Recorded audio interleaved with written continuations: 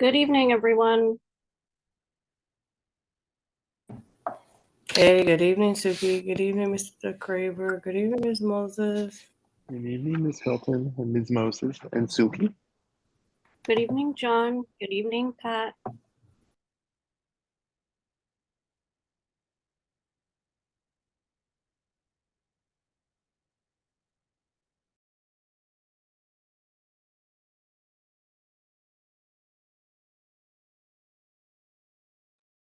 Oh, Pat, you are rocking those glasses. All right, let me show you my new glasses too. I'm going to turn off the video though, because I probably don't have enough bandwidth for video.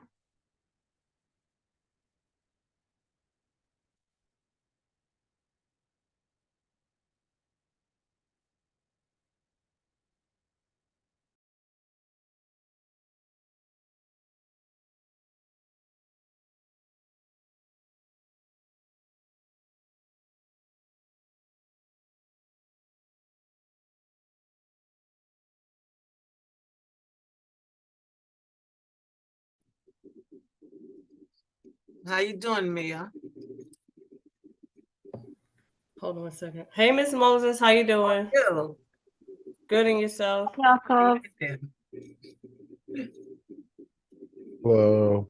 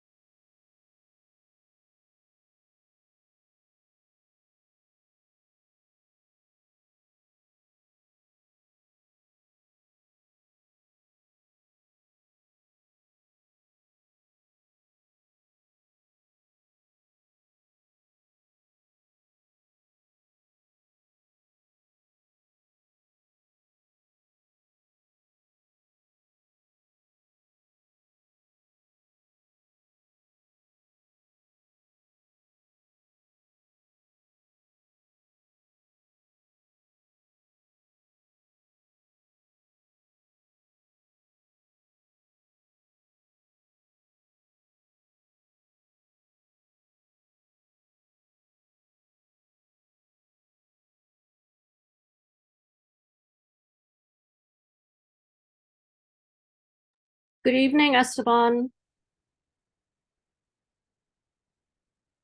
I think that Tom Thomas will be here. Oh, good evening, Nicola. Tom should be here in a second, and then I think we're good to go. 1, 2, 3, 4, 5, votes. Oh, he's here. Okay.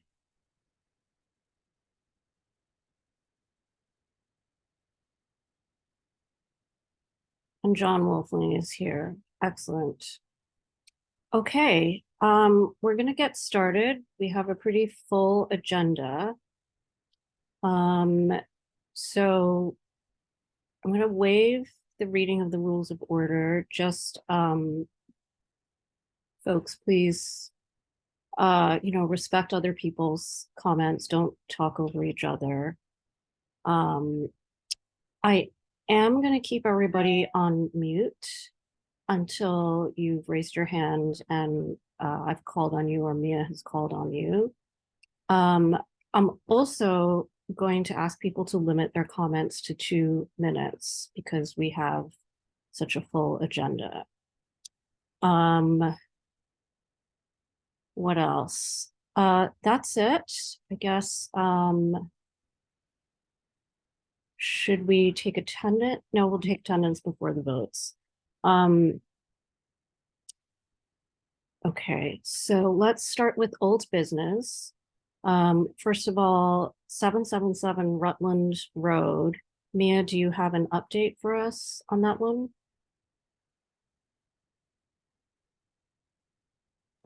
Yes. So Dante and I reached out to DCAS and they advised that they had not signed off on anything for that site, and that the 777 site would be subject to the ULURP process. So any modification of the deed would be in conjunction with a ULURP application and not beforehand. Right, and are we aware if there's any as of right construction beginning there? No, I've checked and I didn't see any permits filed, but Okay, I'll keep monitoring as well. okay. All right, thanks so much. Okay. Sure thing. So now on to 975 Nostrand, which is the fresh authorization. This is during our 45-day public comment period that has begun. So again, this is just about authorizing the extra height and density. I think it's maybe about 17 or 19 extra units, and an extra 15 feet in height to accommodate the fresh supermarket. And again, just a reminder that this is a voluntary incentive. So the developer does not have to put in a supermarket, but they agreed to do so in exchange for the extra height and density. We can disapprove it. The City Planning Commission can disapprove it based on certain criteria. But if they do, then we don't get the supermarket. I think we should go ahead and pass a resolution that reflects our opinion as a committee. We had the developer in last year. I think there was, people had a chance to ask a lot of questions, and express concerns about various aspects of the project. We had a member of the public come in a couple of months ago to express her concerns. She lives near the project. So does anybody want to propose like a 1 or 2 line resolution reflecting our position on this? I mean, I think everybody wants the supermarket. That's something the community fought for. Just also that there might be other concerns, and do we want to reflect those?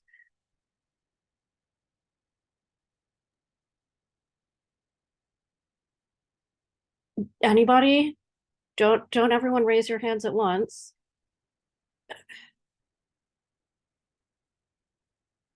John Wolfling? Sure. Actually, I'm struggling trying to find the raise hand function. Just call me Grandpa. It's So- under reactions. Okay. I believe that the applicant is Hudson, correct? That's correct. Okay. So they are a client of my office, as you probably know. I'm an architect. I've done some work with Hudson. I'm not working with them currently, but there are people in my office that are. So I just want to put that out there so that you know where I'm coming from. I do think this is a good project for the neighborhood.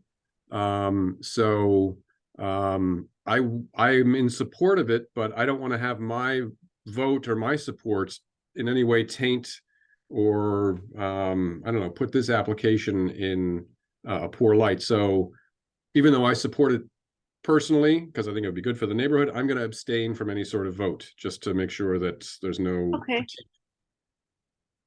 Yeah, I appreciate that. Does anybody else want to propose a resolution, just 1 or 2 lines, so that we can get this out of the way? Specifically about the supermarket or about The fresh, specifically about the fresh authorization, because under it's a city planning commission special permit, and so we do have a public comment, and our comment is about things like, is it needed, is there are there enough other supermarkets in the area, does it unduly affect light and density of the neighboring properties, is it needed in the sense of like, does the developer need it from an economic standpoint? Those are the factors that are looked at. So we have the right to comment on that.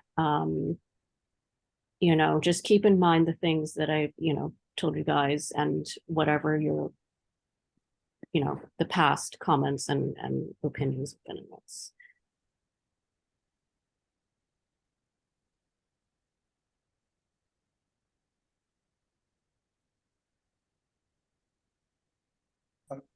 I mean, is it fair to say that we want the fresh supermarket to go ahead?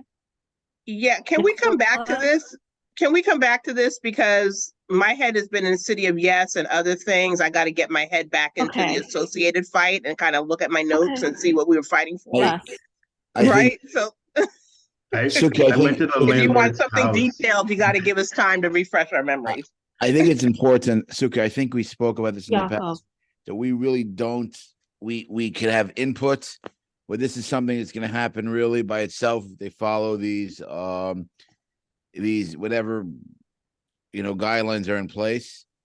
I really think this is sort of almost a given. They're going to get it.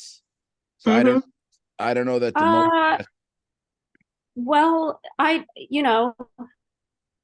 if you want, let me put it this way. If the community wants the supermarket and wants to guarantee that supermarket, then, this is the only way to get it right now. That's the process. Yeah, I know. However, there are factors that could lead to that being denied, right? Like I said, does it have an undue effect on light and air? Do they actually need it from an economic standpoint? That's, I'm not sure about that. I think it's clear there aren't enough other supermarkets in the area. Pat, go ahead. Yeah, listen, they came in front of us, I think, over a year or so ago. And the whole issue was the supermarket. And, the community group fought for it and we supported it. And I don't know why we're doing it all over again. Because they did win that fight and it is going forward. So I don't know why we're going through this all over. So Pat, make a motion. Let's move on then. Exactly. So we're in discussion here. We're not even we're not putting a motion on the floor, are we? We're just talking now. No, the chair asked that somebody That's volunteer and make a what I motion. would like somebody to do.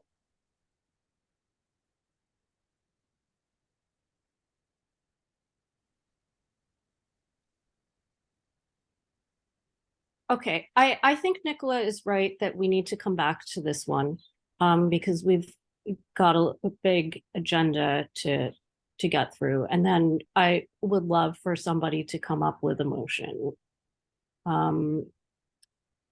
Okay, so City of Yes for economic opportunity. Has everybody gotten the draft resolution, and does anybody need more time to look at it? Questions?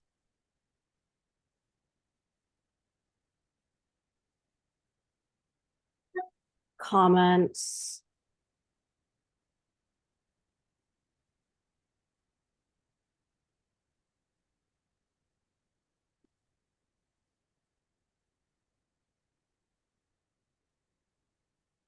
John Wolfling? Thank you. I know your approach to this was to look at it through the lens of CB9. And I think it's still a good way to think about it, but this is a citywide text amendment, meaning it's going to apply to the entire city, not just CB9. So the way it's going to be voted on is on a citywide basis. So it's, to me, there's a little bit of a disconnect there, that our evaluation process doesn't really line up with the way this is being approached. So I mentioned that because I think that's maybe the way we should be looking at the other components. I guess the only other component is the housing opportunity proposal. It's just, I don't know. There's a real disconnect. So I don't think our comments are going to come across as valid because they are just for CB9. Just giving you my perspective on, I think, how city planning is going to look at this from a land use perspective. Okay, Pat? I didn't really have any problem with the resolution, but I found it to be too long. I thought it could have been broken down into the 4 categories, and then whatever policy changes that was proposed, that you do bullets to what they want and bullets to what we approve or disapprove. It is entirely too long. Let me tell you something. By the time they get to the second page, they're going to ignore everything. Now, the second thing I wanted to know, and I really don't know if in fact, has the public hearing already taken place? That's what I didn't understand. Did that already take place? There have been public information sessions in September and July. No, but the public hearing, did it take place yet? For the, like they did the last one? Oh, no, it hasn't. No, it hasn't gone back to the City Planning Commission for a vote yet. Okay, so this Nicola? Right, before she goes, let me just finish. This is what I am proposing. I'm proposing that we do it the same way we did the other one. This is too long. I think that we sent some out. We didn't really send recommendations in, but we sent something into city planning, I believe, for them to answer us, which they never did.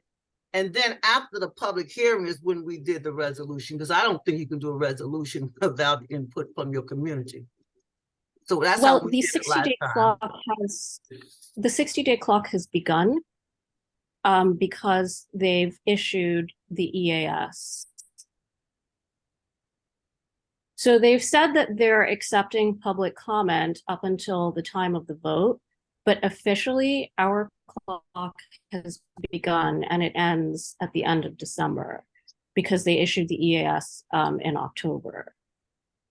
See, my problem is I don't have any problem. I'm just letting you guys know. It's the resolution that I have a problem with.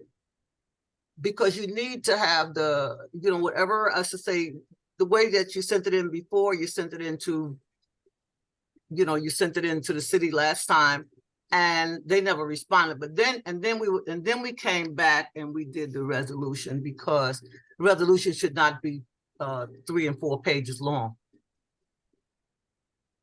Well, I'm happy to cut it off after the second page where I just summarized our position. I'm just talking about, because you have a committee, you have a committee that you all meet together. And I'm speaking in terms of the committee itself. You need to make it shorter, get to the point, the same way they do when you go online, they get to the point, they put them bullets out there, and if we disapprove or agree, we say it in 1 or 2 lines, not a long story. That nobody's going to. Okay. Anybody else have comments on that, Nicola?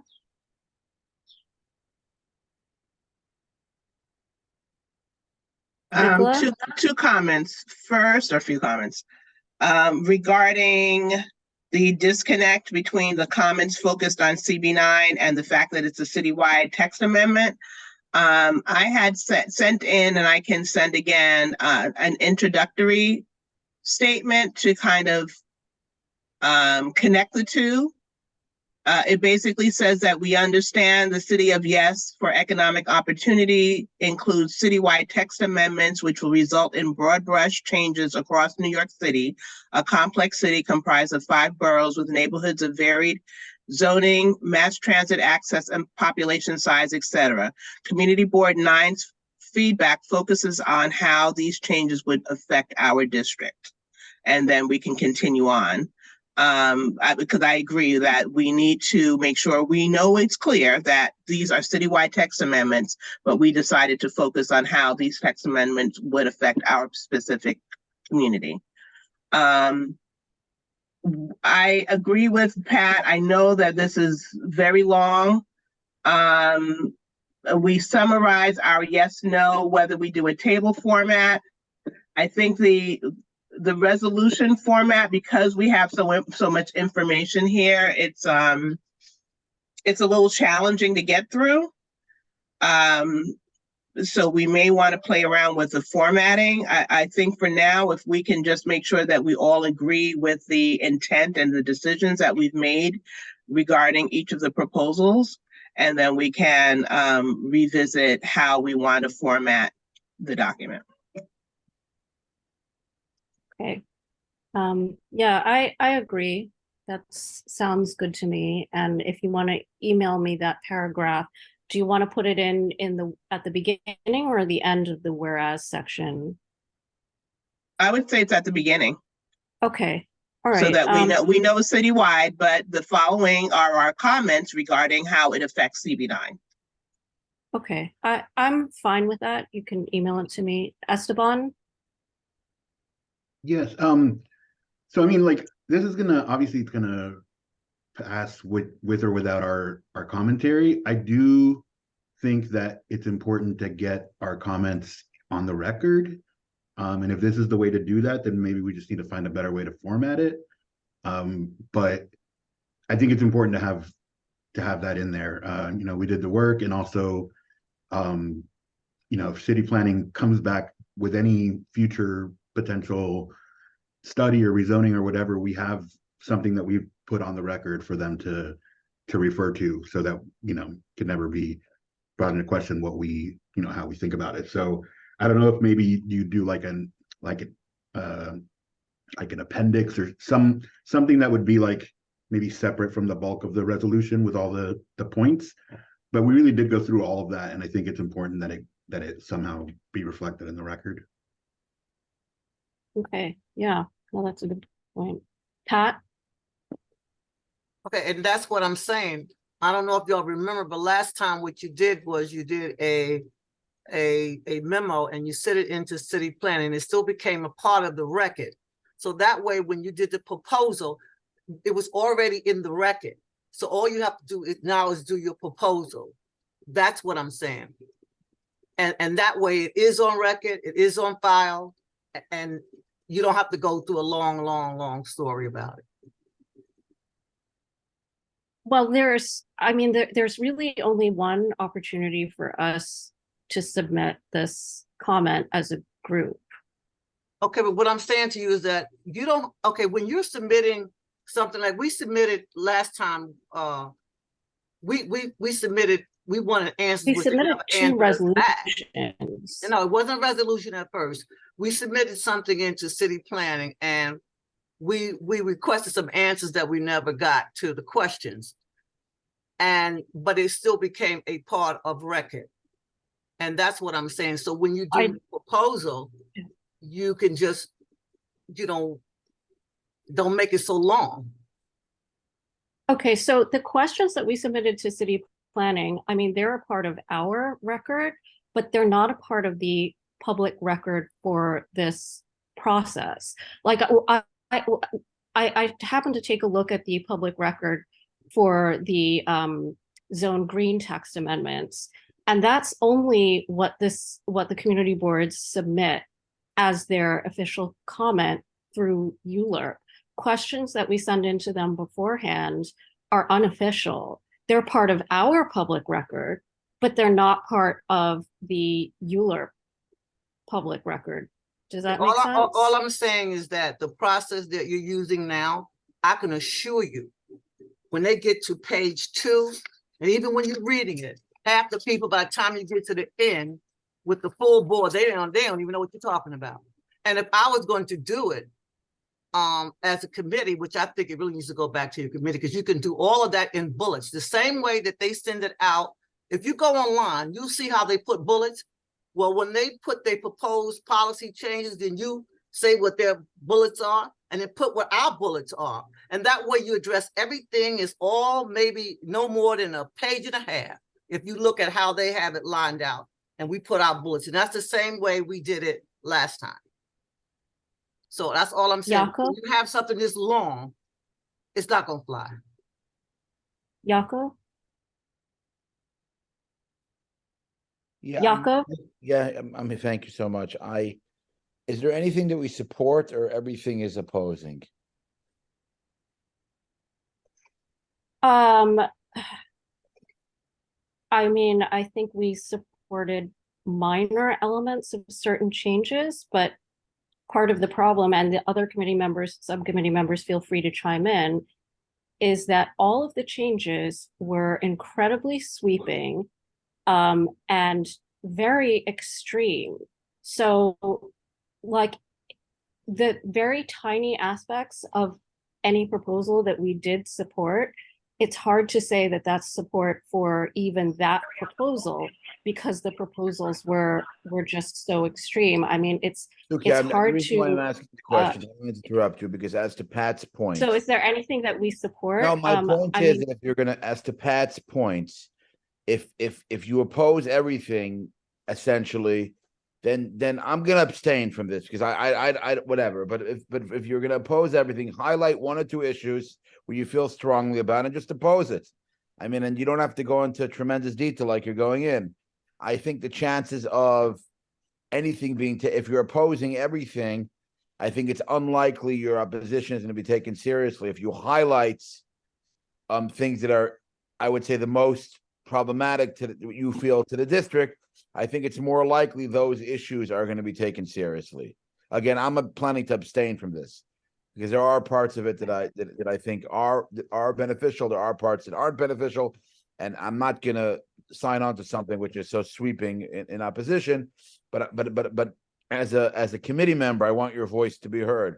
As a committee member, I'm saying that Pat is right, that if it's this much detail, it's unlikely it's going to be read. If you write a general, let's say the board opposes the changes, we want to highlight the most problematic issues to our community, you highlight 1 or 2 issues, I think there's a chance it may be taken under consideration. But maybe John, who has experience, would have better input over here. I completely agree, and I think it's a matter of picking your battles. I think maybe as we consider the city of yes housing opportunity, that's the right approach, is to pick our battles. I'm also going to abstain, because I think anyway, I'm going to abstain as well. Anybody else want to comment? Well, I'm curious as to what aspects of the resolution or the text amendments Yakov is in favor of versus where we came out as a committee. So I appreciate, I don't want to get into it. I don't think it's going to make it. I mentioned by one of the last committees some of the things I thought were beneficial. I don't want to sort of have this prolonged engagement. I don't feel I'm able to influence the board or the committee. And that's why I'm just like, I'm picking my battles, and I'm just going to abstain. I'm not even going to oppose. But my recommendations was more of whether or not our committee and our board our input will be relevant or not. That was the extent of my comment. I wasn't trying to influence the board or change the direction of this committee. I'm just going to abstain. No, Jakob, so 2 things. You'd mentioned at the last committee meeting an issue related to basement housing, which is the city of yes for housing opportunity. That's a separate text amendment than what we're discussing right now. What we're discussing right now is economic opportunity. We haven't gotten to the review for housing opportunity yet.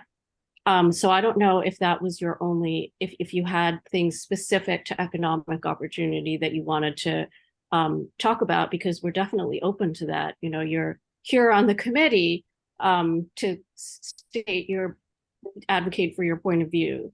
I think you mentioned before that when you have a citywide amendment, you know, it's sweeping and citywide. I'm sure there's elements. Again, I briefly, you know, the different areas in the neighborhood will have different benefits from different changes.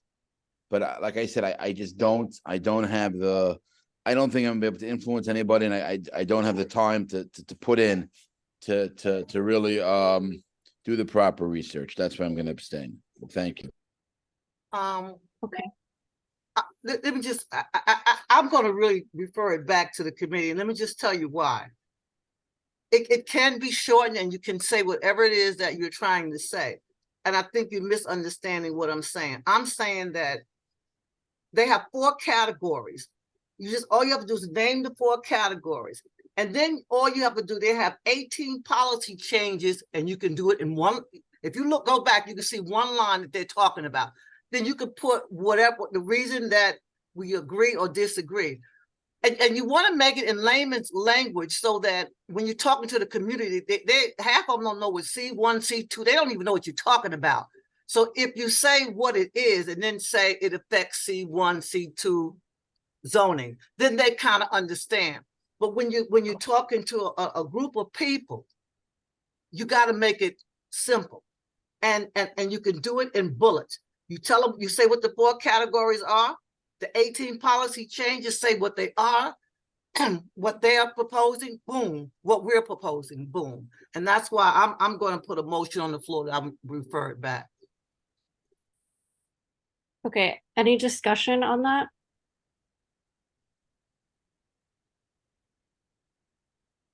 Yaakov?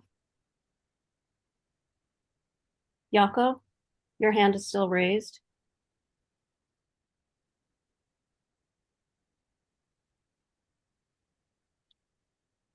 So Esteban? Yeah, so I'm thinking in terms of how some of these like citywide things have worked before. Thinking in particular about MIH and how there was like 52 out of 57 community boards voted against it, and it still passed because we're just advisory. So, but it does seem to matter at some point in the process. I know that with Community Board 8, Community Board 8 was seeking a rezoning that included manufacturing, the M Crown rezoning, and they got a letter from DCP saying, we're not going to help you unless you say, yes, we're in favor of MIH. It was the weirdest, like I didn't know that things worked like that until that happened. So, I mean, I think it is, yeah, I think it is like, I think they do pay attention. I'm fine with it getting referred back to committee, but, you know, I think the point is that the committee does the work, and then, you know, we find a way to communicate that to the rest of the committee, this committee. So maybe that's where we need to, you know, improve a little bit on what we're doing. Isn't this a So land I'm, committee? I mean, it's I'm only, go ahead. No, go ahead. Go ahead. Please go ahead. I'm only concerned that if we refer it back to committee, it won't come back for another month, which means that we will have missed John, I think our we mean window for subcommittee. comment. Subcommittee. Official. Oh, so it would go back to the subcommittee? Right. If we refer it, And what would that accomplish? well, and then from, wait, okay, hold on. Everybody Well, why raise their don't- hands, please. Okay, sorry. Look, why don't we just, we don't have to run it and edit before it gets to the full board, and we can move on, and that's it. Nicola. If we're talking, it's not content changes, and you don't have to refer it back. You just have to be restructured and rewritten a little bit. That way, it will get Nicola. in time to. It will, I'd be glad to take a cut at restructuring it. Okay, so do we want to, Pat, can we amend your motion to say that we vote to approve the content, but we're going to send it back to the subcommittee members for restructuring, and then we will pass on the restructured version to the full board this month. I mean, there's no way. It'll go to the executive committee. Well, I would like it to go back to subcommittee, and I think people need to understand what the subcommittee was for. The subcommittee was so that we didn't have to go over this long stuff in this particular meeting. So all of that should have been discussed, and I think Nicola had a idea where she could make the structure smaller. And I think if y'all work on those bullets, y'all can do that in a matter of a half hour, because it's not a big deal. If you Pat, we're saying the same thing. We're just trying to prevent it from getting in time. Well, it needs to go back to the subcommittee. I don't think we need Okay, Pat, the timing of it's now December 5th, right? If we send it back to subcommittee, unless subcommittee is willing to meet again, like before the full board meets, are the subcommittee members who are here willing to do that? Well, I don't know. We've had a lot of subcommittee meetings. Yeah, but Nicola said that she can do. So I mean, it doesn't mean that you have to have a great big old meeting. She said she could do a draft and somebody else could do it and put something together. Am I wrong? Isn't that what she said? Okay. Are you guys fine with that? John Craver, you're raising your hand.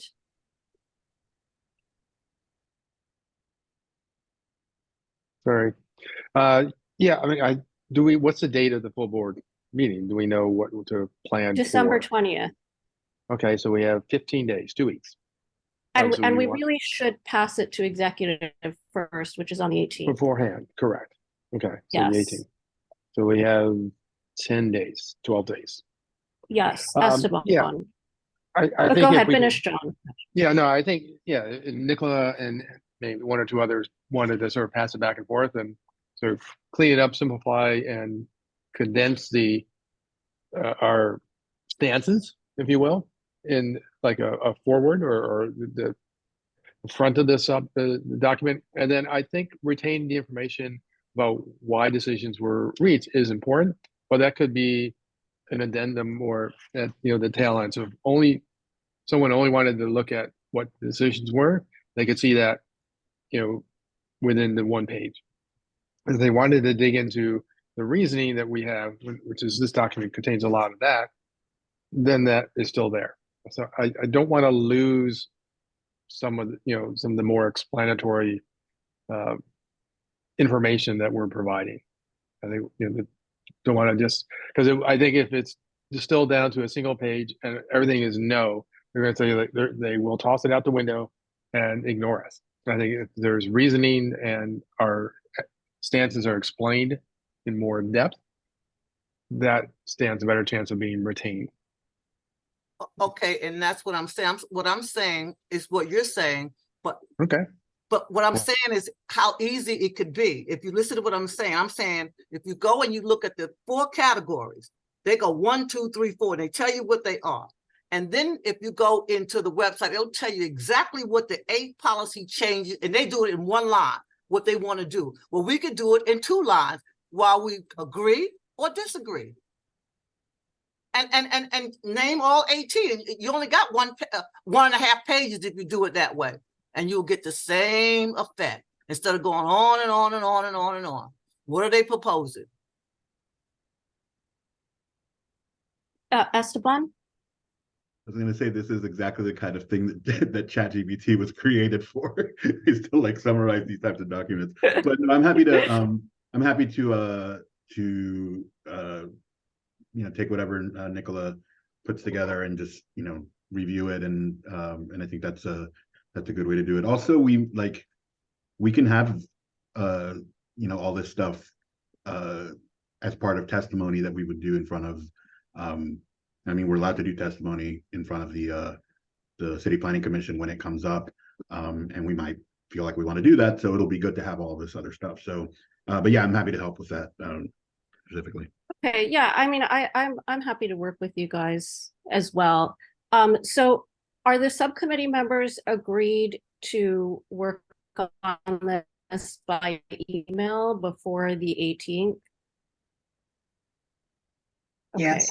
And as a land use committee, can we make a motion that we're going to send it back, that we approve the content and the intent, but we're sending it back to the subcommittee to be shortened, to be summarized? Does that sound fair? Yes. To be summarized prior to the executive committee meeting this month. Is that the resolution? Okay. Okay. So I guess I'll take attendance at this point as we vote. Esteban Haron. Yes. Okay. Nicola Cox. Yes. Okay. Yakov Berman. And Okay. John Craver. Yes. Okay. John Wolfling. Abstain. Tom Thomas. Have to abstain. And Pat Moses. Yes. Okay. So do we do enough to carry this motion? how do you vote? One- How do you vote? Yeah, Suki. I vote in favor. So we have 5 out of 8, right? The 5 yeses, so the yeses win. Yes. 5 yes, 3 abstain. Abstains are equivalent to no, and so Yeah. Actually, I'm not sure. I mean, I understand what your abstain means, Yakov, but I think according to the rules, an abstain goes to the majority. I No, don't think so. I abstain think is the a no. motion has to pass. You have to have Right. more yeses than no's and abstentions. My recollection of Robert rules. And you're absolutely Yeah. correct. The abstain is just like a no. Okay. They really they don't have a view one way or the other. Basically, yes has to be the majority of more than abstains and Okay. no's. Okay. So the motion carries. And it goes back to the subcommittee to work on. But while you're all are here, for those who abstained, I get. Suki, I'm sorry to interrupt you very quickly. I'm sorry to interrupt you very quickly. Is it possible for you to create a Google Doc so that the committee could start drilling down on this document heading into the meeting? Because the 18th can be a 3-hour meeting. It just cannot. Yeah. So yeah, we can. You know what? Can you create the Google Doc, Mia, and send it out? Sure will. Yep. Okay. Thank you so much. Sure thing. Just okay. I'm not going to spend too much. Clarification, who's this Google Doc going to? Is this just for us for now, or is this something? It would be available to the subcommittee to start drafting recommendations heading into the meeting. Okay. So We're doing it. Okay. just for my I won't spend too much time on this, but Tom, was there a reason that you abstained? Or I abstained because I mean, because this is the. I abstained. Sorry, I didn't hear you. I abstained because I was unable to attend the meeting last week, and there's a lot of information that I'm not familiar with right now. I was going to call you. Okay, about so you just want more of a chance to look everything yes, over. exactly. Yes, indeed. Okay, that's fair. Okay. Yakov. Yeah, I just wanted to clarify for Mia, and I think that you got the subcommittee will edit what they can, and you'll bring it in front of the full board. I don't think there's an urgency if you don't have enough time to edit it as well as you'd like to. I don't think you have to sit for 3 hours. I think you do your best and you bring it to the full board and we move on. Okay. And Yakov, I don't know if you kind of feel the same way as Tom, that you just haven't had enough of a chance to look everything over, but if there is something where this is your chance to say what you think. I think that's okay. I'm gonna pick my battles. Okay, all right. Okay, so good. So that's out of the way. Do we want to come back to 975 Nostrand at the very end of the meeting?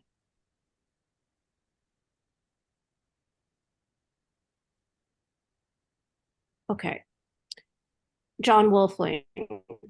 I was going to recommend that, you know, considering this group favors this thing, the history of it, let's get it out of the way. Let's get something accomplished.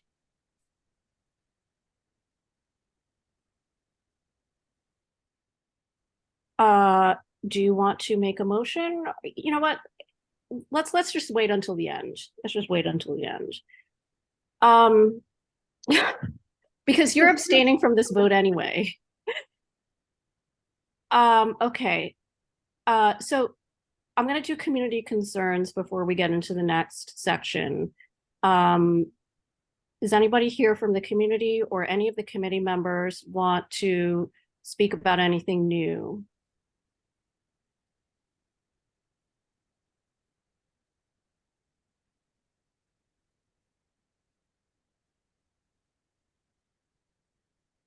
Andrew, I see you here. I thought I saw Twyla. Twyla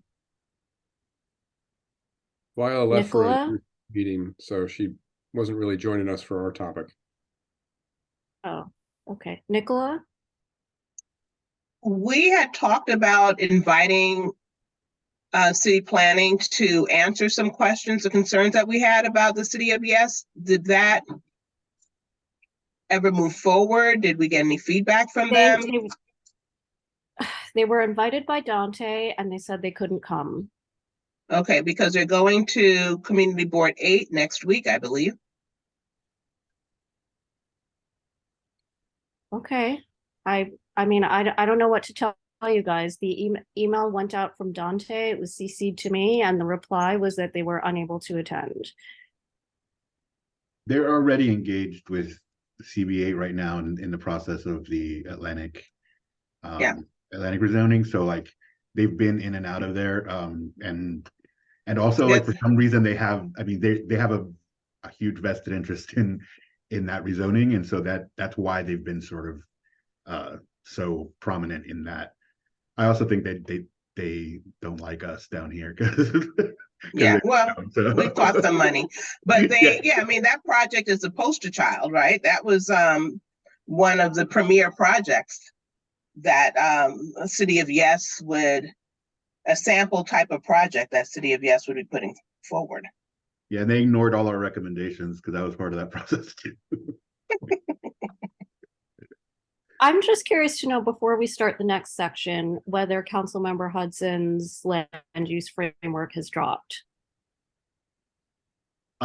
Yes, sort of, but it pretty much altogether excluded CB9. Not just at the engagement, but also just in the way that the recommendations seem to be headed. But we should check with Hester Street to see if they, like I saw the report that came out, I guess, but yeah, we should check with them to see what they ultimately decided in terms of this area. Okay. Although it doesn't seem like the council member has much I don't think that she's as interested in what's happening in CB9, but we do have rezonings coming up, and that was the whole point of doing a framework. So you know, okay, something will probably be imposed on us at some point. So I think we should try to reach out and figure it out. Okay, will you reach out to her office, Esteban? Yeah, I can do it. Okay, thanks. So maybe this is an opening for us to start thinking about land use frameworks as well. And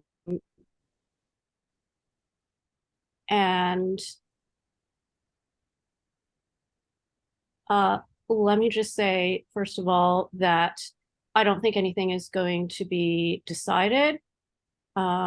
Can you all see what I'm screen sharing with you, which is land use framework? Yeah. Yes? Yes, Yes. Yes. Okay. Yes, we can. I just got a message that my internet connection is unstable. So if I do cut out, I am gonna have to ask our vice chair to take over for me. Yakov, are you hearing this? Yes, Yakov? yes. Okay, thank you. All right, so this is not intended as any kind of like rezoning or list of community asks or anything. This is just a kind of just to kind of like put in front of everyone the like full like list of kind of laws and principles that apply to land use and zoning, because land use and zoning is often presented in a very one-dimensional way, and it's very multidimensional. That's what makes it very complicated, that we have to consider so many things. But that's also what makes it relevant and important. So if you'll bear with me, just give me, I'm going to take no more than 8 minutes to go through this, and then I'm going to open the floor for comments and questions on each section. I'm timing Okay, you, Suki. so the way I what? I'm timing you. Go. You got 8 minutes. Okay, so the way I thought about this, right? You know, people always talk about, well, we come to the community board and we say, I want this on my block. I don't want that on my block. Why can't we get what we want? So local preference is something that is important. That's why we're here. But it's subject to several other things. For example, wider community needs at the district, city, and state level, fair share, suitability of land, what it should be used for. This is also sometimes known as highest and best use. And there are other laws that govern land use. There, first of all, our Constitution actually has some things to say. There's environmental law, there's the newly passed racial impact law, and there's the landmarks law. So for local preference, there's several forms in which this is recognized. There's something called city council member deference, which is not a law, but it's a very strong tradition that the other city council members will vote the way the local member wants them to vote on a land use issue, such as a rezoning. It usually happens. It doesn't always happen. Then, of course, there's ULURP, which is what we're familiar with. There's a vote by the community board. There are other types of public hearings that stop at the community board. There's city planning commission authorizations and special permits. We talked about those a lot at the subcommittee level. There's, Empire State Development hearings. A lot of that came up during Vital Brooklyn. There's landmarks hearings, and there's Board of Standard and Appeals hearings. And all of those come through the community board. And that's where local preferences can be expressed, and we get to have a say. There are also land use mechanisms that involve property owner petitions. I don't know if you guys know this, but text amendments actually, there's a mechanism whereby affected property owners within a certain radius can sign a petition to say if they're opposed or not, to take it up to the city council. Some jurisdictions have voter referendums on land use issues. Some of you might know that California has had these referendums on land use and zoning issues. We do not. I have never seen that in New York City. There's this issue when we talk about local preference. How should we define the local geography? By block, by neighborhood, by community district, by city council district? Something we should probably discuss. But all of those are relevant. So in terms of wider community needs, there are two kind of formal things that are looked at. There's a district needs statement, which actually just happened last week. And Dante has begun putting together a spreadsheet based on survey responses that they received from the community. They said they got back about 100 responses, which is quite decent on all of the different categories, including land use. Although apparently the land use categories were basically just housing categories. They didn't have anything to do with any other aspect of land use. So there's the district needs statement. There's also a citywide statement of needs that comes out every year. And this includes things like needed facilities like homeless shelters, supportive housing, et cetera. That's something the community boards can comment on. It's something to pay attention to. And then the zoning resolution has things to say about what the city needs from zoning.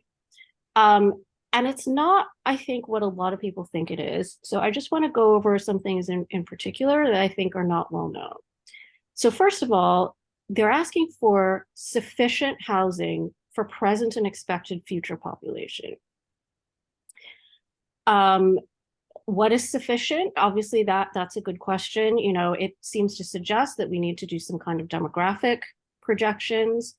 The mayor has said he thinks we need 100,000 units by 2040, which is 17 years from now. Interestingly enough, John, I'll recognize you when I finish. Although I guess I'm getting close to being out of time. Interestingly enough, as we discussed at the last meeting, there's 119,000 units already permitted. You know, I think we know that most of those are going to happen. I think John Wolfling has said that he knows that. So maybe we're already at the goal. That could be an interesting thought. He's also said during his campaign that he was targeting 15,000 units of supportive housing.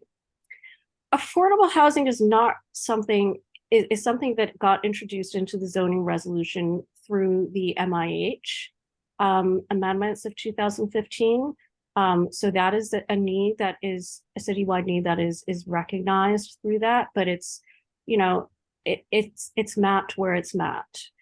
And so similar to the need for sufficient housing, there's a need for sufficient commercial space. There's a need to protect tax revenue. So yes, you know, I know I ended the last subcommittee meeting talking about tax revenue and everyone was too tired, but it's really there. And it is really important, particularly because a lot of the city's tax revenue comes from property taxes. And, you know, what kinds of tax revenue we're generating does have to do with how we allocate land uses. It recognizes the need for open space, the need to limit congestion by regulating density in the bulk of buildings. That's exactly what we do when we say it should be R this or R that or C this or C that, right? It's those numbers are regulating density in bulk.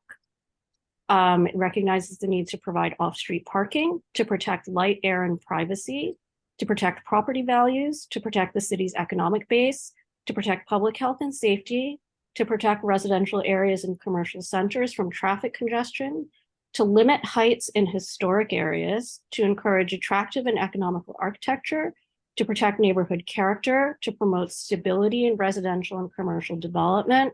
So, you know, think about everybody's, you know, been decrying the amount of speculation that's been going on in some of our neighborhoods. I think that's, you know, that's what it's talking about.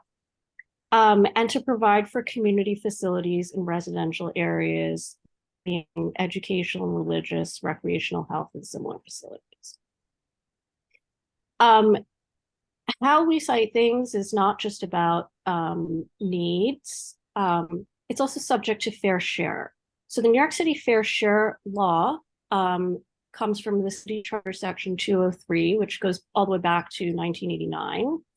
I'm not going to read this, but, you know, basically it recognizes the need for fair distribution of city facilities, consistent with the needs for services, with efficient and cost-effective delivery of services, and with regard to the social and economic impact of these facilities upon the areas surrounding the sites. Proposed facilities are contained in the annual citywide statement of needs. And there's also supposed to be a map of existing city-owned facilities. So this does not apply to state-owned facilities such as Vital Brooklyn, unfortunately. So the controller actually recently did an audit of this and found that the city was in many cases not complying with this requirement to do, list all of these facilities and to look at their impacts. One thing they're supposed to do is a ranking of residential beds to population for each district. So that's something for us to look at. And where, in terms of how do we decide fair share, they look at land uses and other facilities within a 400-foot radius of the proposed development. Intro 1031A, which was passed just this year, like last month, the New York City Fair Housing Framework, would require HPD and DCP to create a citywide fair housing assessment and plan every 5 years, coordinated with the Federal Fair Housing Act. This would involve assessing the city's long-term housing needs and setting 5-year housing production targets for each local community district. The idea being that there's a lot of inequity among districts in terms of who produces the most housing and who gets the most resources. When we're talking about fair share, it's about the distribution of LULUs. Those are locally unwanted land uses, which is typically things like homeless shelters and garbage dumps, versus the amenities, the facilities that everybody wants, the parks, the daycare centers, schools, and so on. So in terms of deciding what's a fair distribution, we need to look at what geographic units should be used for comparison. Are we looking at, fair over each community district, over each council district, because that's the political unit, over each census tract, because that's often the unit where information exists.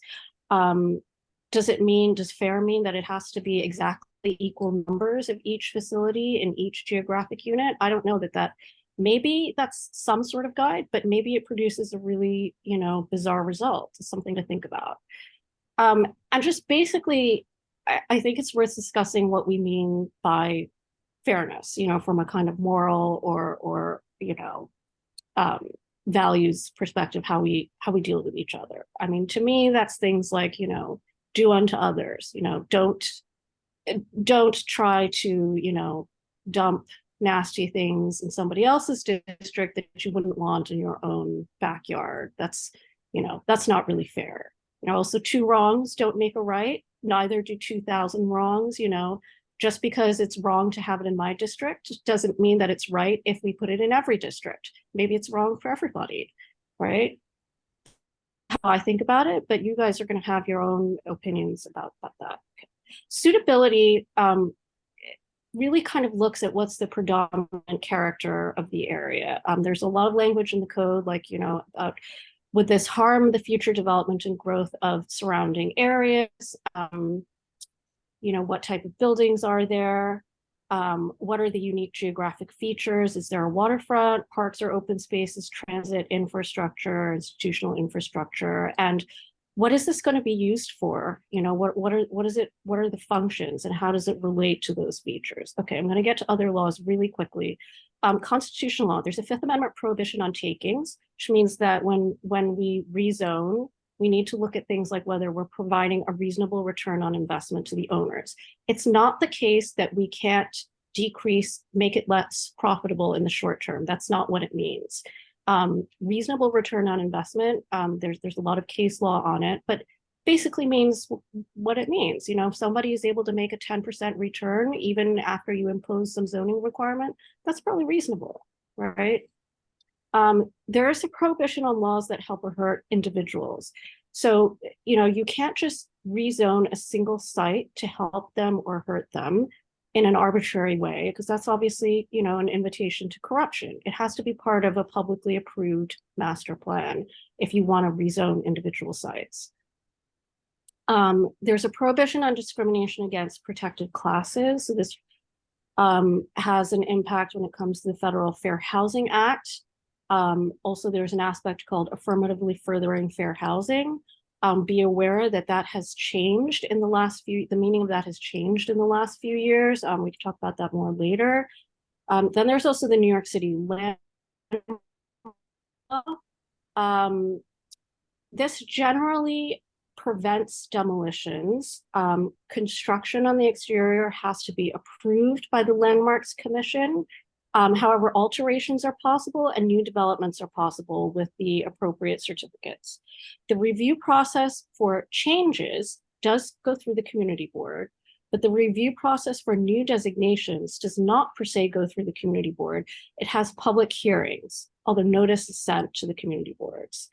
Then there's the New York City racial impact law and the environmental laws. These are things that require study. They don't mandate mitigation. The racial impact law, the reporting threshold is based on the number of square feet. SECRA, the environmental laws, it's based on the number of units. So, I'll just send this out afterwards. You guys can look at all of this, but these are all things that need to be considered in terms of, what kind of land use decisions we're making. Okay, that's it. Comments and questions? Do you want to comment on specific things? I'm going to leave up the roadmap. John. So I was taking some notes as you were talking. Can you go back up to the top? I think the first thing I'd like to discuss or give my thoughts on, if I could be so bold as to share that with you, the term sufficient. I said in a recent meeting, I don't know whether it was the subcommittee or whether it was this committee, I mentioned that the vacancy rate in the city is, I think I said 2%. I went back after that meeting and I researched it a little bit more closely. Citywide, it's 4%, around 4, maybe 4.5%. In Brooklyn, it's 2.54. Anything less than 5% is a housing emergency, according to state law. So we are in a housing emergency, and Brooklyn acutely so. So I think that's one way to be looking at whether we have sufficient housing or not. And if you look at that housing on a like how available an apartment for less than $1,500, it drops to less than 1%. So there is a critical need in our city for housing and supportive housing. I don't know if anyone saw, there was an article this morning in the New York Times about people that have been leaving the city. And the majority of the people that have left the city are not millionaires. They're the middle income people, lower to middle income people who just can't afford it here because of the high cost of living, whether it's childcare, whether it's housing. So I'm coming from a perspective where I do affordable housing. And I am going to be looking at these issues through that lens. How do we make this city fairer, which goes down to what you said, what you had down further on your summary. How do we make it fairer for people, make it able so that it can be a vibrant economy, a vibrant city, a fair city, a place where everyone has the ability to thrive and live here, then not be underwater. So my take on these rezonings and the citywide text amendments are going to be looked at through that lens. Some of you may disagree with me about that, but that's where I'm coming from. And I, you said 2 wrongs don't make a right. I think we should apply that to things like what's fair. There's a neighborhood in the Bronx, Throgs Neck, where there was a council member who just lost her seat because she voted in favor of a rezoning. That district is one of the worst districts for providing affordable housing. I don't think we should like let that neighborhood be our excuse for not doing our fair share, for saying, oh, because they can do it, because they get away with it, we can be kind of in the middle, which we've all talked about in this committee, how we are in the middle of the city's production for housing. I don't think dumbing down or going down to that like least common denominator is the right way for us to contribute to our community and our city. There, I'm done. Thank you. Okay. Anybody else? Yeah, I had my hand. Okay, Esteban? Yeah, so I mean, the thing with comparing neighborhoods is, I mean, that's kind of what happens, like the problem with like citywide stuff, because Throngs Neck is actual NIMBYs, primarily white folks that are trying to prevent people of color from living in their neighborhood. That's not what happens here. Also, you know, the unfortunate thing, and of course, yeah, we can disagree on how we get to a fairer city. I mean, I think that obviously that's what we all want. So, and that's why we're here doing this work. So, but you know, the fact that in Inwood, in East New York, in Jerome Avenue, Harlem, in all of these places, there has been a significant loss of Black and brown people from these rezonings. And so something's not happening correctly. And that's not the same as what's happening in Throngs Neck. And I think we need to be able to have that nuanced discussion, because here that's not what it is. When we oppose a project, it's because we're looking at these other neighborhoods that are also working class neighborhoods, some of them primarily neighborhoods of color, and applying what we see there and trying to prevent that displacement from happening. And that's also not always reflected in the numbers, because again, you've got half market rate, half rent stabilized, and rent stabilization is based on that housing emergency. We're trying to change that, actually, because it's a very scary threshold that we don't want to hit. But yeah, so I mean, I think it's a nuanced thing that happens by neighborhood, and so we have to be willing to, I've seen projects that I would definitely not be supportive of here, because I feel like they would, just based on the evidence that I've seen, they would displace people here, but they're not going to displace people on the Upper West Side necessarily. I mean, you know what I mean? Like it's very nuanced, and so I think we have to lean into that nuance, and also, I think take each other's approach at face value and just try to work with that, and know that we're not actually looking for something different. Like we're looking for the same thing. It's just we all have our experiences that we believe are the right way to do it. So yeah, that's all I got. Do you mind if I jump in and just add some of my professional perspective to that? Cool. Let me just see if there's anyone Sure. else with their hand raised. No, there isn't. Go ahead, John. Okay. John, So go ahead. okay, so Esteban, I really appreciate your comments, and I do think this is a respectful dialogue. At least that's what I'm hoping to accomplish in this meeting. I've done 3 projects in East New York that were facilitated by the rezoning and MIH. And I don't know if you can necessarily connect the rezoning with displacement. I know that may be a controversial thing to say. I think we all anecdotally have positions on that, but my own work in the last couple of years, I've done 560 apartments that are affordable in East New York. One is on Pennsylvania Avenue, 2 of them are on Atlantic Avenue, and those are 560 apartments that did not exist before. There were no apartments there. So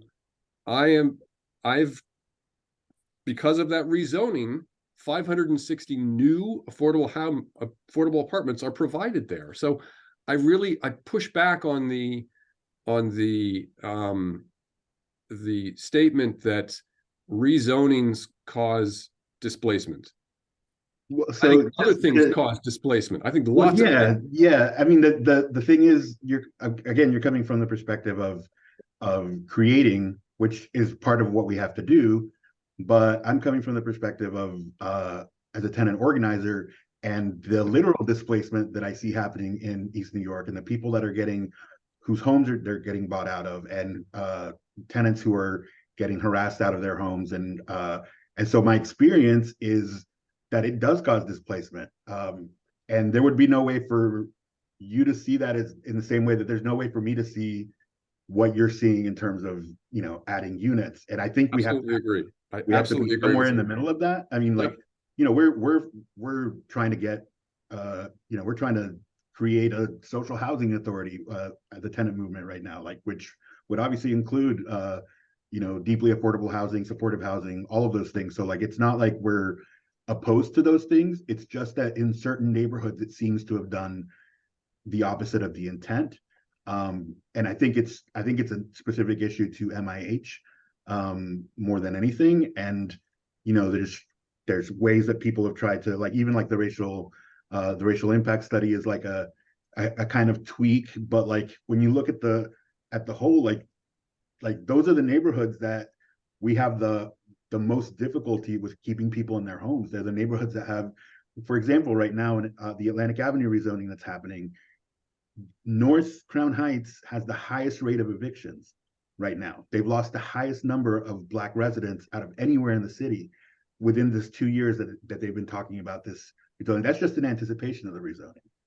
And then we see things like when the approval happened for the Franklin Avenue rezoning right across the street from me, the next day there were bank appraisers coming through the building, you know, insanely inflating the cost of land, which isn't good for anybody, including, you know, affordable housing developers. That's not a good thing. So, you know, I think we just have to be aware that there's a possibility that sometimes the numbers don't necessarily line up. Like you can't compare, for example, or you can't really quantify when a landlord is trying to push out an entire building to fill it with, you know, with higher income people. You know, those are the types of things that the reason that we do this at, you know, the community level is because we can see those things. And so, you know, I appreciate having the perspective that you have from, you know, as an architect, and also as a, you know, as somebody who's looking at it from that perspective, because I don't think that we get to it without all those voices in the room, you know? Yeah, and I have the same respect for your perspective, Esteban. I don't get to see what you get to see.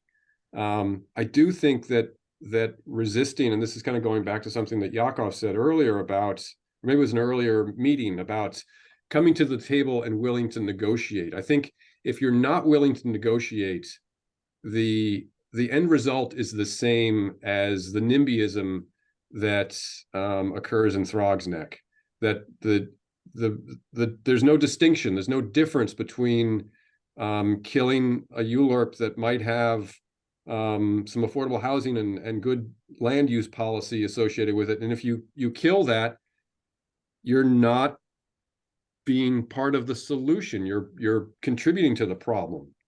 So I think, and I think we've done that. I mean, you know, I got arrested like 4 times to try to improve MIH, and including East New York. Like, we were really fighting hard to get those numbers, and we did the same thing with the Bedford Union Armory. Like, we ended up with a much better plan, and, you know, we still felt like we lost, but because of that, you know, because of the pushback that we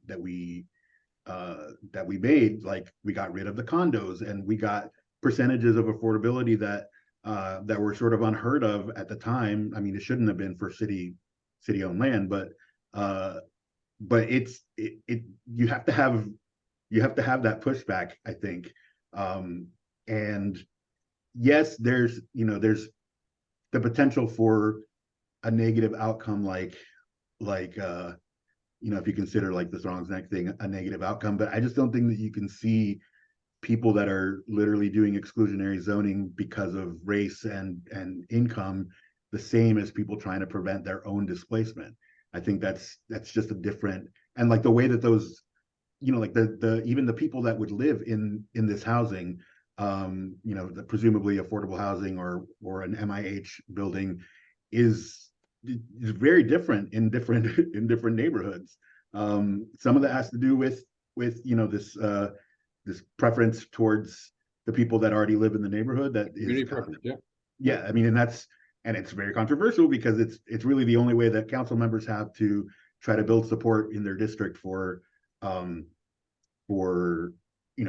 project. But it also sort of solidifies the existing demographic of that neighborhood. And so I mean, I just think it is really, really complicated. And Exactly. the things that we can do, the things that we've done here, we spent like between Nicola knows and MTOP, HTU, FLAC, these like we spent years fighting this rezoning.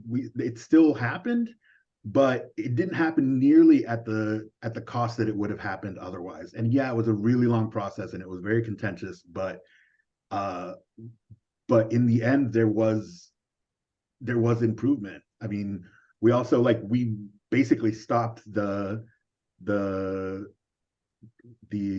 Spice Factory rezoning because of what was going on over here. So there's just there's so much that happens in the context of a neighborhood. And so I think we just have to be aware of all of those moving parts and realize that these things are going to be different for every neighborhood. I mean, we're definitely not Jerome Avenue or Inwood, but we're also not Soho or even East New York. Our makeup is completely different. Yep. So that's what makes it difficult, I think, to look at citywide stuff. Even when they were trying to do a citywide land use framework, it's so broad. I mean, I know that it's hard to have to come before a community board and get all these things approved and everything, but it is the sort of the best view that we can get of a particular neighborhood. I think actually that member deference is on its way out, and that could be good and bad. But I think the city council, I know that our council member in particular has spoken out against member deference a lot. And so we'll see. I don't know how that's going to actually play out in real life, but so, I mean, I think there's a lot of moving parts. I would hope that, that we would be able to, in the middle of all that, it's kind of like a good cop, bad cop thing when you do some of this stuff. It's we had people fighting for the armory to happen, for the project to happen. And then we had a bunch of us fighting against it. And we pushed in either direction. And again, we weren't happy with the outcome, but it was still a lot better than what was originally proposed. Esteban, is it Hudson? Is it Crystal Hudson that has spoken out against or has? Yeah. Okay. I thought it was okay. Well, there's actually several of them that have spoken out against it, but it seems that people, council members are really keen on speaking out against member deference until it comes to their district. And then I've had that exact conversation with a council member, is that she did not want to have her constituents' voices lost in the discussion. So that's why that makes sense. I mean, it's unfortunately that it's been abused in a way that has been bad for but it's also been used in the opposite direction, like last year with is it Ben Kalos? It was a project on the Upper East Side that they went against the local council members recommendation, and it was hugely controversial because it's you only do member deference when it's suitable for your particular district, and he was really pissed off about it and whatever. It's so I think it's very complicated. I think the Throg's Neck thing was actually a good outcome. I think the community is going to get a grocery store, it's going to get senior housing, it's going to get affordable housing. So it may not be great for that council member, but and the NIMBY Marjorie is Marjorie, but I think also that was because she wavered between sides. Mm-hmm. And when you start to make promises to one side and then you don't keep those promises, kind of the same thing that people think in terms of Carlina Rivera, that it was It's a great podcast, Esteban and John. I love it. I think you guys should go into ear. But I don't know. This could go on forever. This conversation. Okay. I think we need to hear some other voices. Yes. But thank you. Are we going to vote? I have to go. We need to move on. Are we going to vote? Do you want me to be here for a vote? Do you need me for quorum?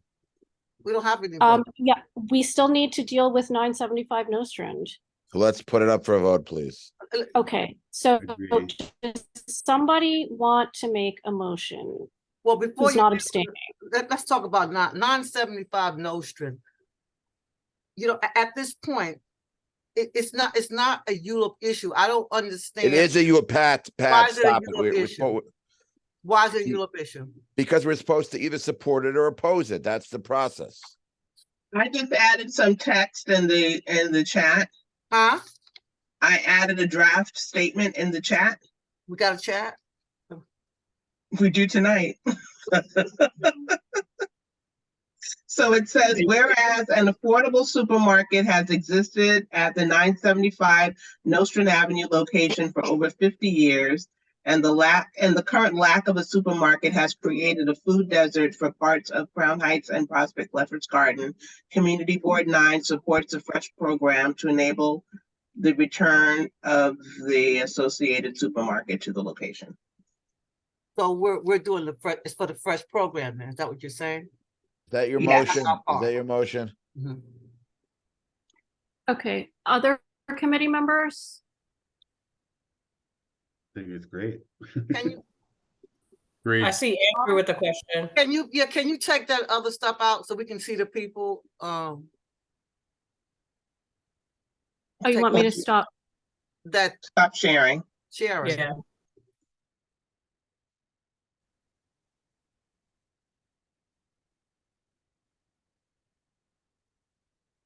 Can you refresh my memory if there's other things, other components in addition to fresh? Does this building warrant or as asking for an MIH overlay, heirs, affordable senior housing, Ella, any other kind of anticipatory programs that would help its funding? Can you refresh my memory with those facts? I know that you guys are only voting on fresh, but what's the whole picture? I think it's as of right? So it's only the fresh bonus. Yes. Okay, thank you. They're not Sorry, anticipating Andrew, to use just to any- answer, Andrew, just to answer your question, there's no ULURP issue, but it is getting 421A. So in that sense, there is or should have been an environmental assessment.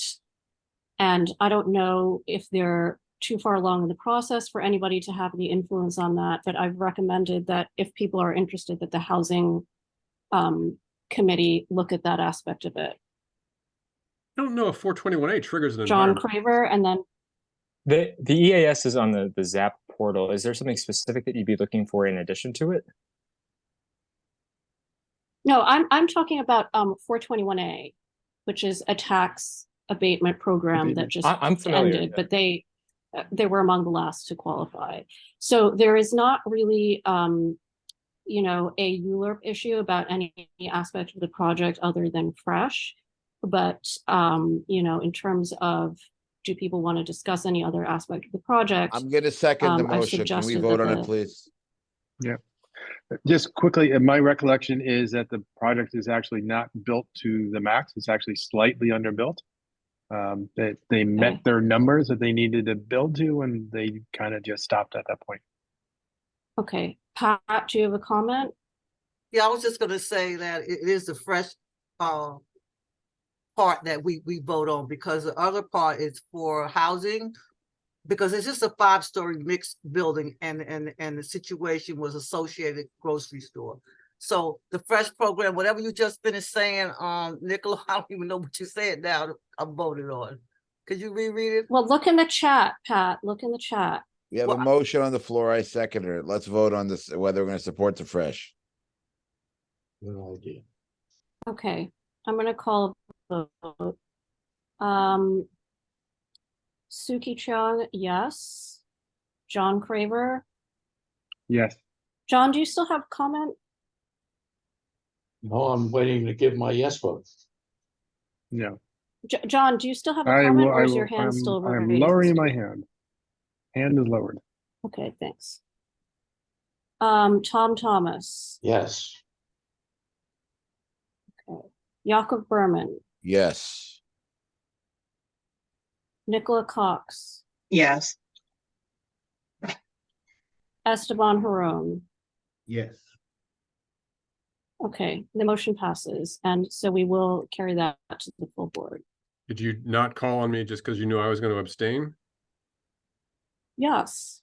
Oh, I'm sorry. I guess we should record your abstention. Yes, abstain for the record, Suki. I don't Okay, remember so being John called on. Wolfling. Abstain. And I'm sorry, Pat. John Wolfling. Abstain, and abstain. Pat Moses. Yes. Okay, thank you, everyone. So the motion carries with 1 abstention and 7 yeses. Okay, so it is 8:30. Do we want to continue discussing the land use framework? I would just want to make 2 points, actually, if I may. It was a great discussion between John and Esteban. In terms of the vacancy rates, so first of all, in addition to the officially reported vacancy rate, there's something called the shadow vacancy rate, which is reported by HPD every few years as part of their housing and vacancy survey.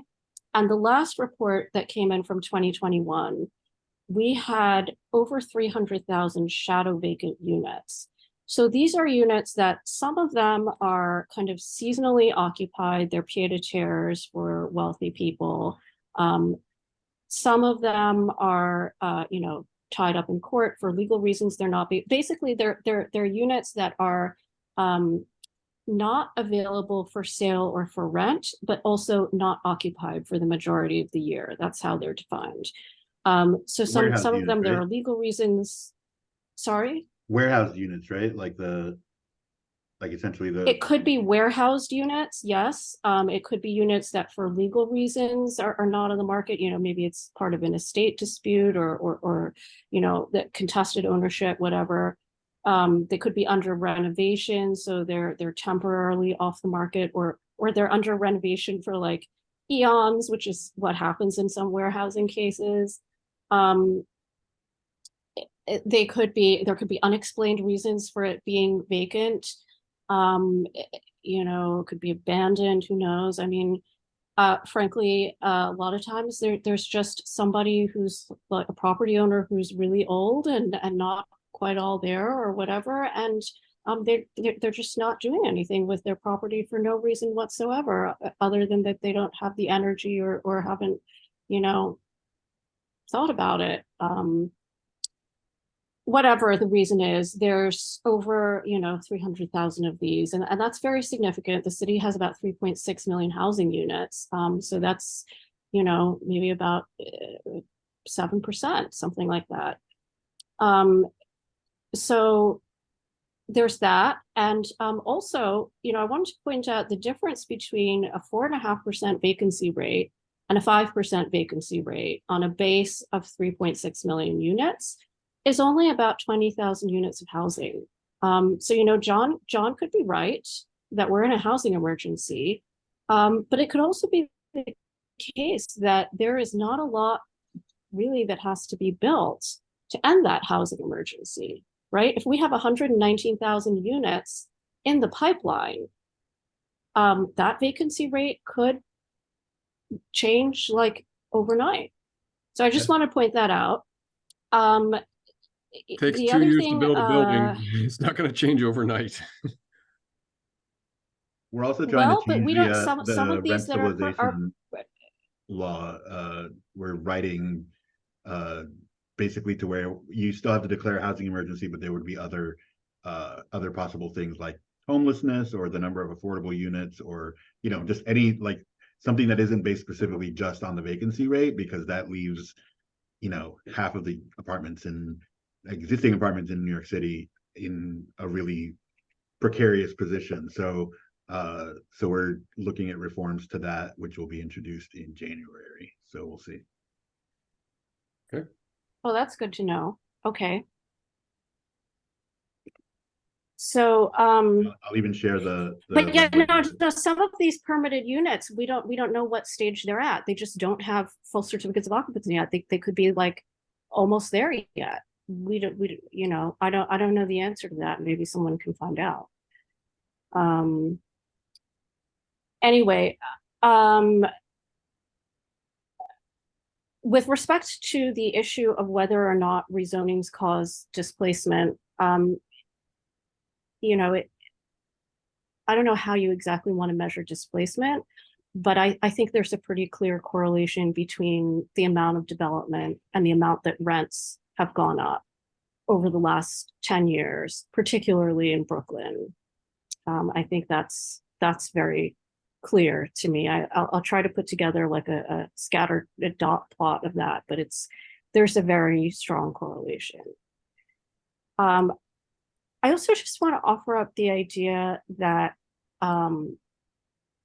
probably one of the reasons development really, even though we have people who are doing 100% affordable development like John, and a particular development might not be a development that causes displacement, one of the reasons that overall, when we pursue these overall development policies, it doesn't result in a substantial amount of housing that's deeply affordable is probably the tax revenue issue, right? I mean, we can't set up a situation where you have a lot that is producing tax revenue, and then all of a sudden you say, from now on, you can only do very deeply affordable housing, and we're not going to subsidize it.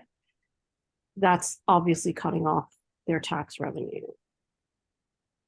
So I just wanted to, offer that as a thought that's an issue for the city. We talked about that a little bit last time, that, even with buildings that are paying property taxes, even if it's, not the lowest income units, there's a gap with the tax revenue that has to be filled by commercial property taxes, or maybe they're going to raise taxes on everybody, I don't know. So this is an issue. Can I add something or yes, so of course. I've thought a lot about that chart. Like a couple meetings ago, you had shared some conclusions about rezone neighborhoods and average rents.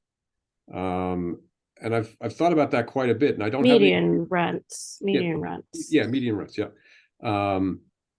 I don't have any data to back this up, but I think one of the things that might be going on with that data, with that median rent, is that there's not only really, really high rents in that new development, but there's also affordable rents. So those rents, when you average them, when you create that median, it's going to bring it up. So I think there's more analysis that needs to be made before you can conclude that a rezoning results in a reduction in affordable housing. So I don't. It's a complicated issue. I think that's one of maybe the through line that we've got today or tonight, is that it's complicated. So I just think I want to caution us all about making conclusions from maybe simplified pictures of data. Yeah, John, I think I'm saying exactly what you're saying. That I'm not claiming that the data directly shows displacement or a reduction in affordable housing, but it's clearly leading to a higher percentage of units at a higher rent level, right? And I think that is the mechanism that ultimately leads to displacement, right? Because now the overall market level is higher. And so anyone that is not, protected in some kind of ironclad way, their landlord obviously has an incentive to raise their rent. And I even people who aren't supposed to be protected, like rent stabilized tenants, you see a tremendous pressure. And I think there's even units being deregulated, even though it's completely illegal to deregulate units at this point. It's crazy. Yeah.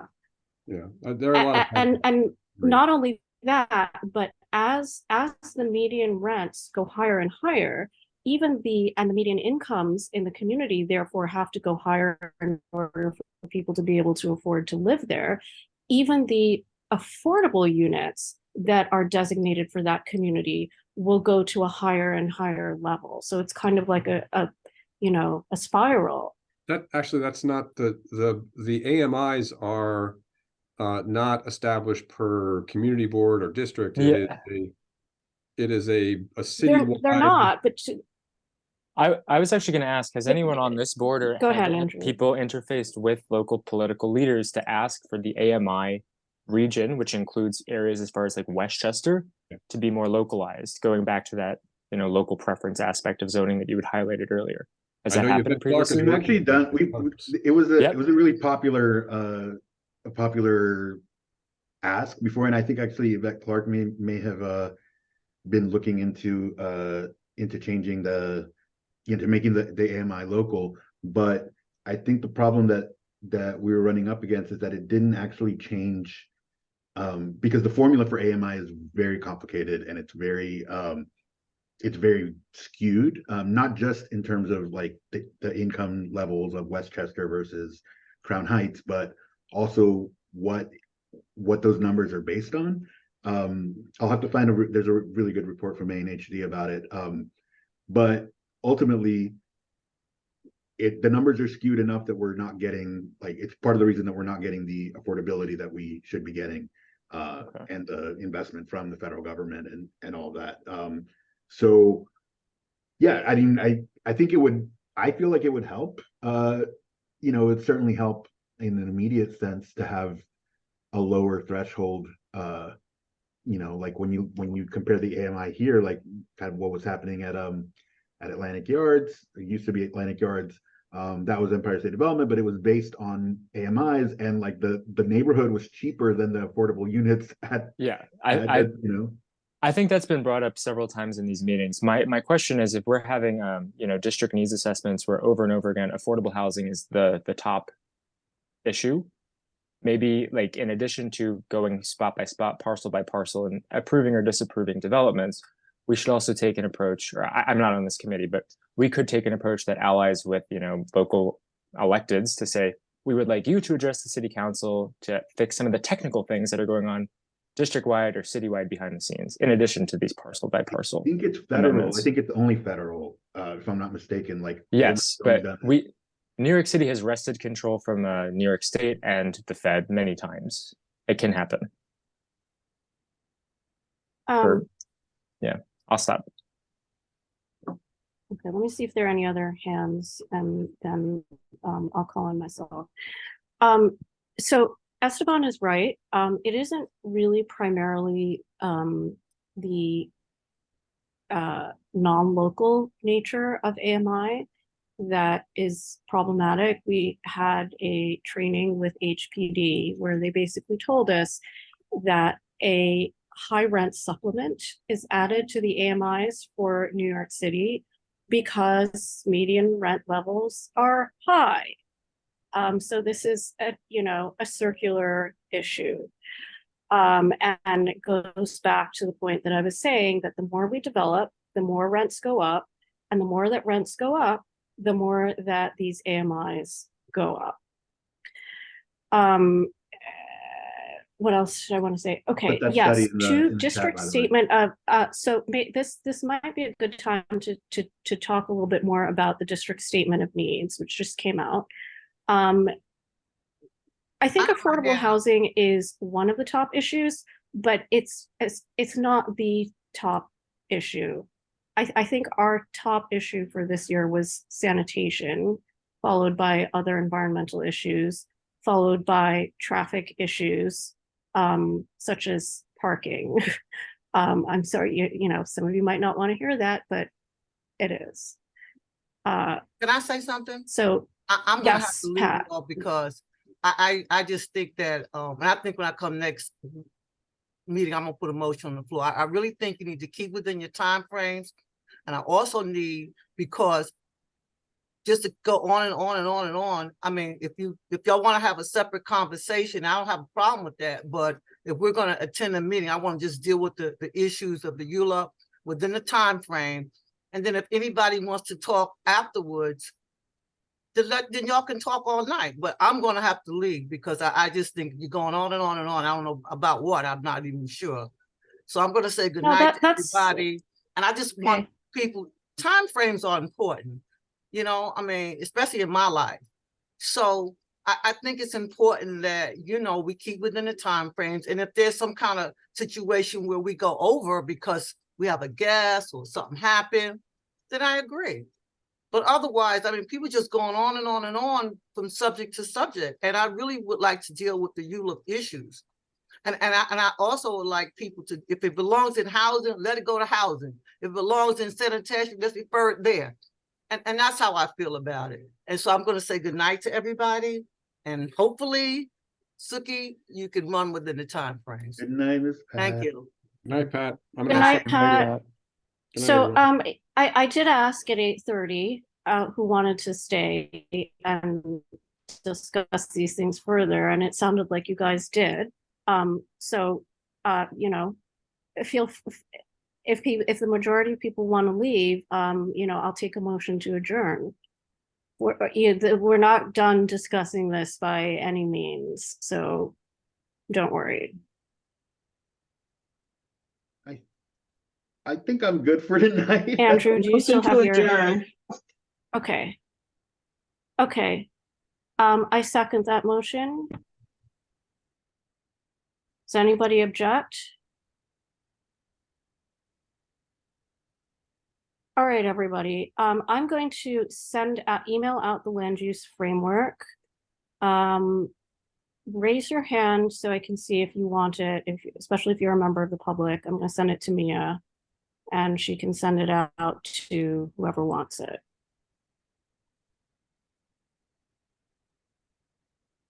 Tara? Yeah, I'm raising my hand. I have Okay. a meeting tonight, so I'm late, Okay. but I'm glad you guys are getting ready to go. Okay. Gotcha. But just, you know, send it to me and I'll listen Tara, later. Andrew, and okay. Okay. And did I see Nicholas raise your hand as well? Okay, Thank so you. I'm gonna send it to Mia and ask Mia to send Mia, you got that? Tara and Andrew want it? Yeah, got it. You'll send it out to committee members, right? And I'll Yes. include, okay, of course, and I'll include, it'll include the comments that you saw me writing down. Okay, everybody, thanks so much. Happy Good night, holidays. everyone. Thank you so much. Thank you, everyone. Happy holidays. Good Take night, care. everyone. Thank you. Good night, everyone. Good night.